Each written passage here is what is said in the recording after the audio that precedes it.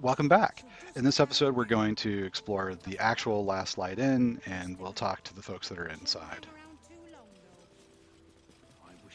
And it's possible to accidentally generate combat and stuff here, so make sure that you've saved your game if you haven't lately.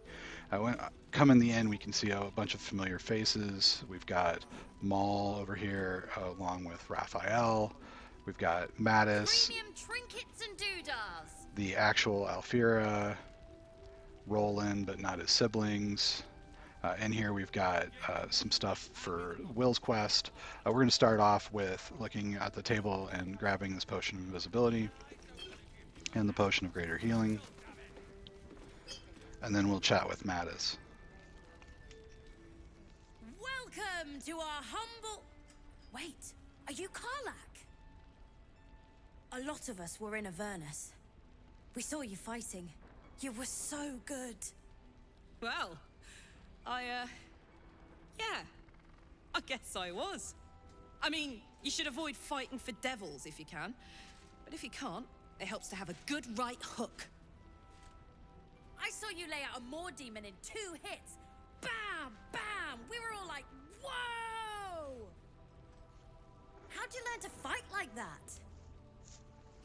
Had to. Life didn't pull any punches. It was up to me to learn to take a hit and deal one back. I've been tossed around a lot too. I want to learn how to fight back too. From the look of things, you've got your wits about you. A clever mind and a bit of style will take you a long way. Fight with those, and you may find you never need to use your fists at all. In that case, want to buy a lucky ring I found? Ha! Nice try, Shorty. Keep it up, though, and you'll be scamming with the greats in no time. We'll say that it's nice to see that the kid looks up to her. Option 2. It is, isn't it? Hope he makes it out of this mess with his wits in one piece. I'd like to see him set up in a proper home in the city. Every kid deserves that. And Mattis will immediately go back into We've combo gone again. legitimate, and Mol put me in charge. What do you need? So we'll ask for any extra special stock. I'm not supposed to mention it to anyone, but I do have something pretty special in stock. A key. What does it look like? What does it open? What treasures await behind its lock? That's for one lucky buyer to find out. Mol gave it to me and said I shouldn't let it go to just any old jackaday. So we'll say that if it was worth any coin, Mol had given it. So we'll take the persuasion option. We get a DC 14. We're adding 9. We don't want to use friends because we like Mattis, and friends on any difficulty above balanced is actually enemies. After 10 rounds, they'll be really upset at you. So we are adding 10 to 13. We're looking for 14. We've got a bunch of inspiration, so we'll just go ahead and roll it.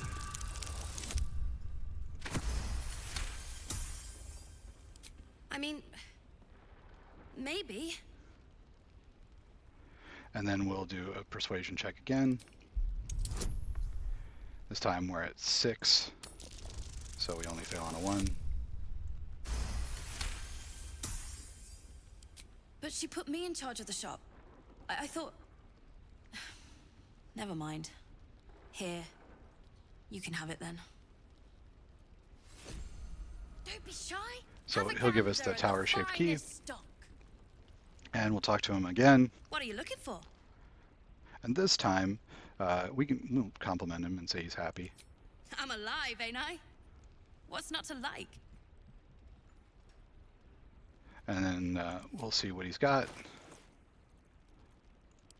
He's got a selection of potions, and we'll grab this arrow of many targets. He's got the cloak of cunning broom. This means that when someone disengages, they create a little fog cloud. This is really good for rogues if they're using that kind of build. We've also got some shoes that add to acrobatics and armor class. Those are great. So +1 AC for a boot slot is wonderful. We've got an elixir that gives us freedom of movement. We'll pick that up. This is a level 2 slot, which is lower than we'd like. Wizard Bane Oil doesn't help us. And he's got some funny items, right? So like the fishing rod of alertness, right? The decanter of nearly endless water. They're funny. So we'll just go ahead and pay him out. If we want, we can sell some stuff, right? So we could take a look at the Rippling Force Mail here. This gives you Force Conduit. There's a whole build that you can do around Force Conduit with the Skin Burster and Rippling Force Mail to stack up on the Force Conduit bonus. We're not going to be doing that in this run, and so we're not going to be using heavy armor with AC of 17. So he's good enough, and he's a vendor as well in Act 3, so if we really wanted it, we could buy it back from him then. Pleasure doing business with you. Alright, so we're going to come in, And doodahs. Don't wander far. and we'll see that we've also got Barcus here, as well as the Raphael and Mol game of chess. We'll go ahead and talk to Mol, but we're going to grab Will before we do that. So I'll break the party apart, have our main character shoot to camp, and we're going to place Shadowheart with Will. In this particular camp, he's way over here in the back.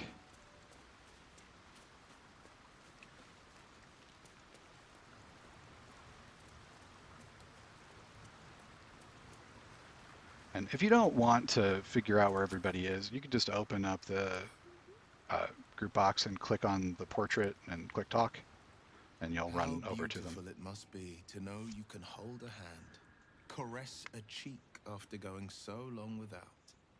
We'll get Karlach fixed up, right? There's always a way. There has to be. And we'll ask him to join. Sorry, but there's no room for me. And we'll have him take Shadowheart's place. I like how you think.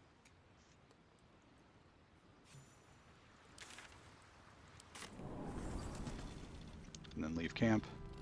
And we did that because there's a couple things here that we want Will around for. Specifically the conversation with Raphael and then across the hall here. So we'll talk to Barcus. Ah, you found your way. Good. We'll ask you what he's doing here. I thought I'd scout ahead, check for any nasty surprises, of which I found a great deal. And we'll ask what he found. Shades, death, harpers, flaming fist, and this, of course. And the makings of an alchemist's workbench. Ingredients, too. There's a recipe I'm trying to replicate. Something that might help you. That is, if you're still going to help Wulbren and the others.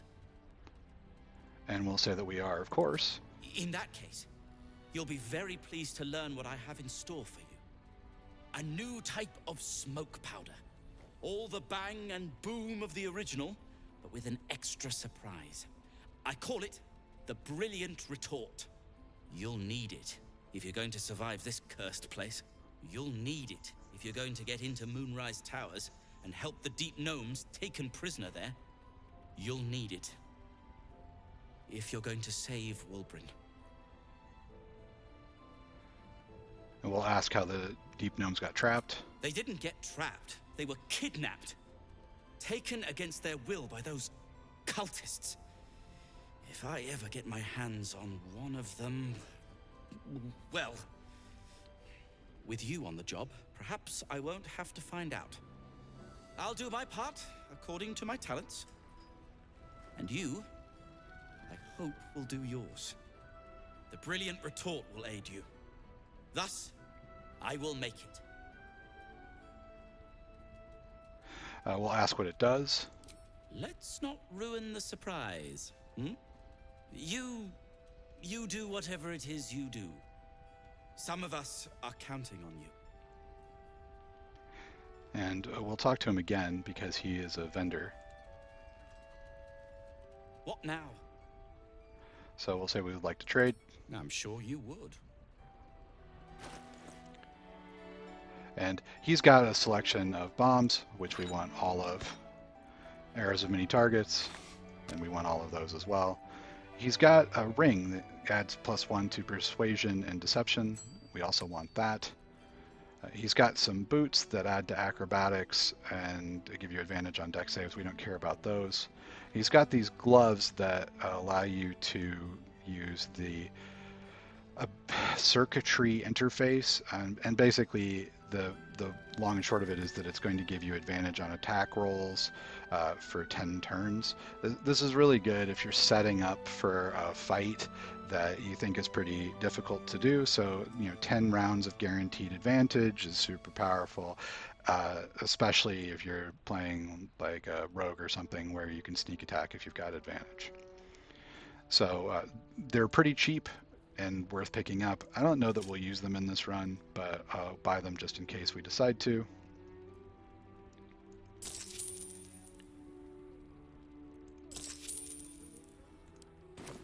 If you're done rifling through my things. Yes, Mom. And we'll step over and talk to Mol.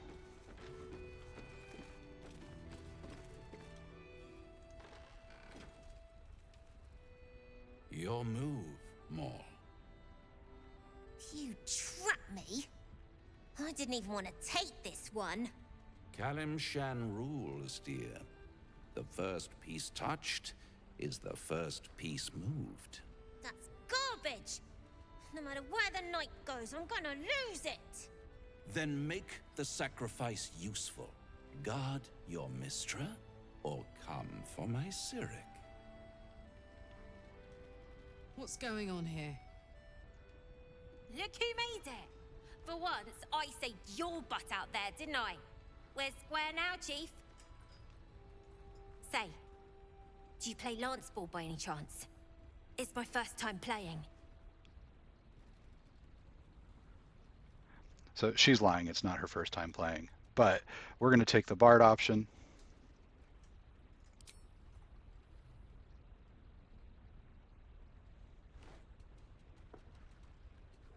My, the Thescan double counter gambit. Vicious. Exactly what I would have done.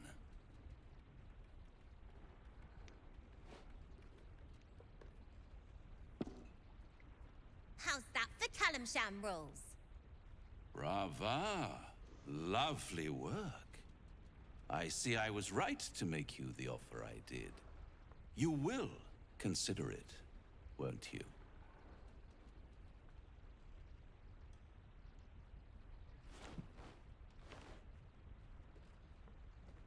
What a lovely specimen she is. A blushing apple begging to be plucked. Please let me smack this creep. The Thescan move suggestion was inspired. I had no idea you played. There's a subplot involving Raphael signing a devil contract with Mol, and that's something that we can deal with in Act 3. We'll take the Bard option, option 4 here. I can most certainly believe it. But don't you worry about Mol. It goes without saying she still has the unconditional freedom to choose the only option she has left. Besides, I do enjoy being in this neighborhood again. It has such a rich history of abject tragedy. And tragedy, my friend, well, there's my bread and bloody butter. And we'll take the Bard option again. Come now, you'd have me tell you? Spoil all the fun? Suffice to say there's ambition, folly, and death aplenty. The rest, well, I'll let you uncover that yourself. And we'll tell him to stay away from Mol, but he won't. She won. She has a taste for it now. She'll be the one who comes to me. But enough about my lesser pursuits. Why bother with trifles when I'm in the illustrious presence of my very favorite client? Tell me, oh apple of my eye, how have you been? You don't have any gills to get green around yet, but you do look a little worse for wear in this light.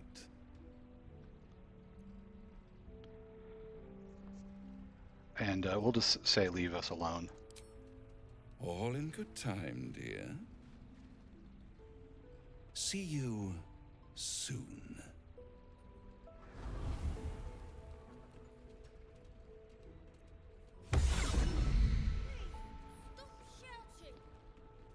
And we can see that Will would like to talk to us, so we'll follow up with him.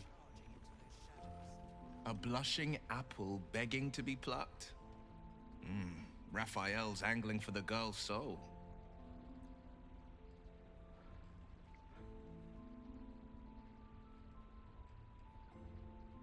So we'll say that she'll make the right decision. I think she will. If not, well, should the child take even a small step towards independence, she'll be punished. And should that come to pass, death is the most pleasant outcome that fell bastard would give her. And we'll leave. And that's Will talking from experience, Don't want any since surprises. he's a warlock who is regretting that decision somewhat, but is a bit disingenuous with us about it. We'll come through this oak door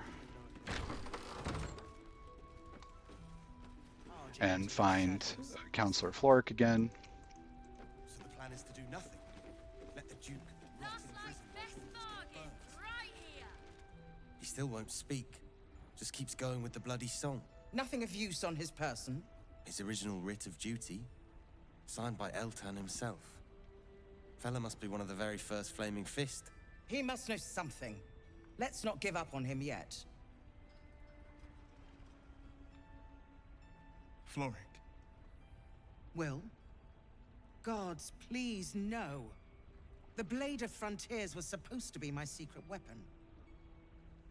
We believe the cultists have taken your father to Moonrise Towers. I don't suppose you found a way in? And we'll say not yet. I trust you will do everything you can to free the Duke. But in case you don't find a way, I'll be heading to Baldur's Gate to seek reinforcements. The Council sent a carrier pigeon with news that the city has been dealing with absolutist attacks. The Steel Watch is holding strong. I'll request that Lord Gortash send some of them to aid in the fight against Moonrise. The curse won't harm them. Holy shit. That's my old boss.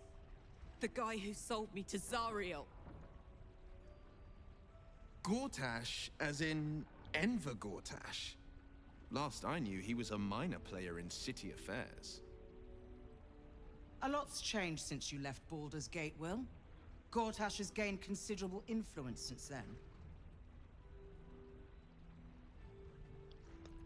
We'll ask what the Steel Watch is. The Steel Watch are the future of warfare. Gondian automatons that can be sent into battle without risking any lives. Except those of our enemies. Lord Gortash had only completed work on the prototypes before Ravengard and I left for Elturel, but even they were formidable. With the Steel Watch at our backs, we can storm the tower whatever Ketherick throws at us, I'm sure of it. I'll do my best, but there's every chance I'll fall to the curse of all the cult before I reach the city. Don't count on me and assume no aid is coming. Work with Jaheria. That Harper's mind is as sharp as her blade. Follow her guidance. Farewell. We'll meet again, God's willing. And then we could follow up with Art if we want, but we'll just follow up with Karlach. So Gortash is a lord now. I'd like to clap eyes on this Steel Watch of his. You already know the story. I was Gortash's bodyguard, loyal as they come, when he made the deal with Zariel. She got a test subject for her infernal engine. I never found out what he got. This is the kind of man who gets a title. Authority. Makes me sick. What he got was the steel watch. So Karlak and her heart are the original design for the steel watch power motivators, and we'll find that out in Act 3 if we have Karlak talk to any of the steel watch robots. And we'll just tell her that we want to make him pay. Oh, the city. Baldur's Gate. Home. I can almost taste it, you know. Not even Gortash can spoil that.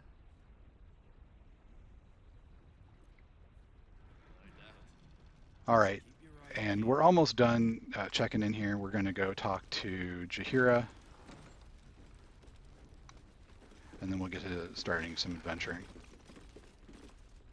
Premium trinkets. Please, be welcome. Have a drink. Oh, my gods. To your very good health. So we can smell the wine if we want to test it for poison. We'll say that Karlak's very excited to meet her. Yeah. I mean, it's an honor, milady. I will gladly drink to your health as well, Karlak. And we'll say to your very good health.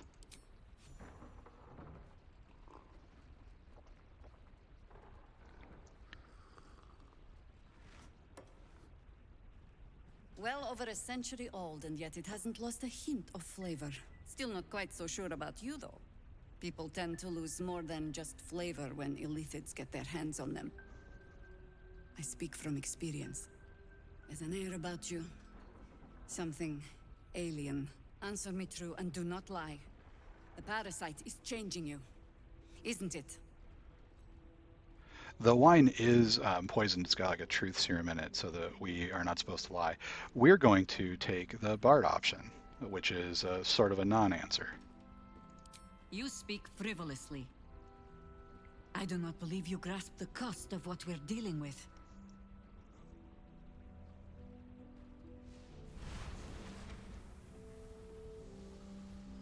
Look around you. Good men, good women.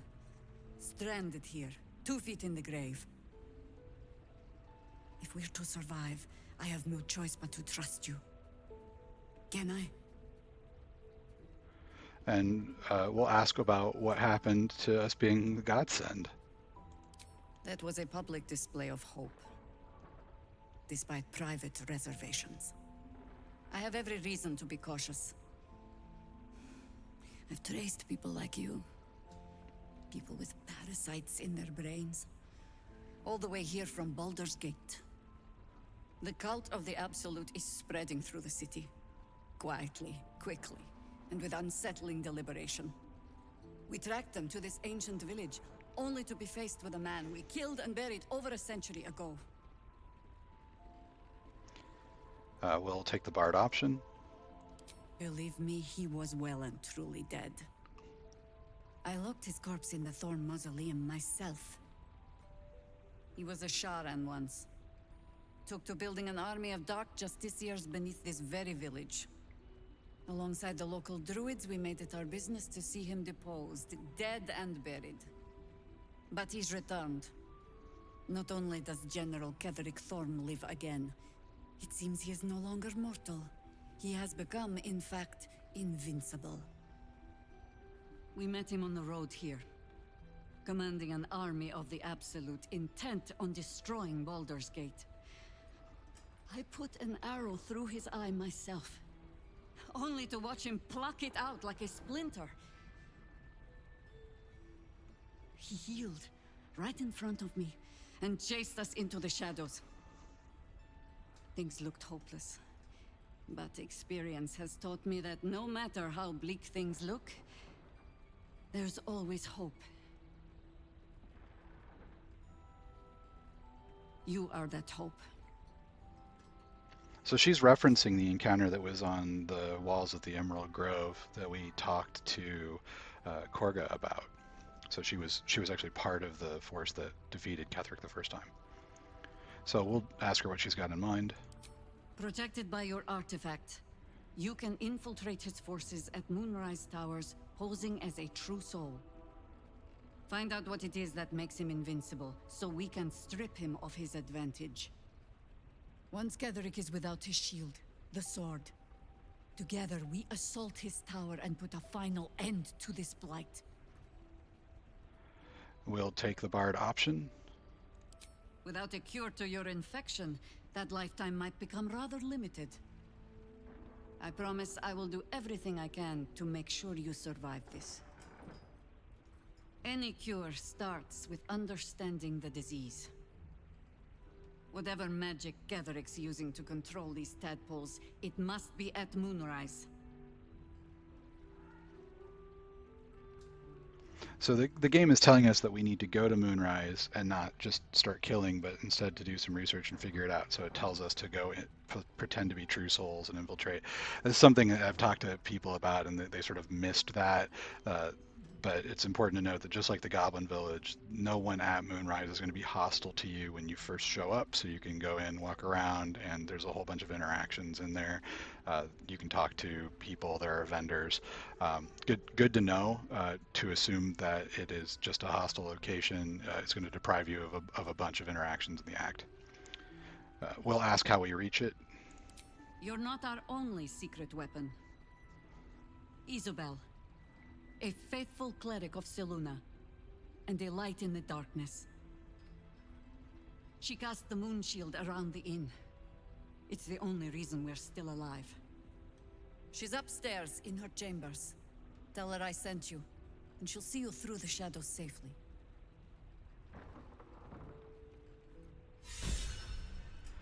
Okay, so we are not going to go talk to Isabel right away. It's one of the few things that can go really, really wrong in this act if Isabel is dropped in the fight that is procced when you talk to her early. So we want to make sure that we've got the tools and equipment that are going to make it so that we can absolutely prevent her from being dropped too early in the combat for us to have taken out all of the threats around her.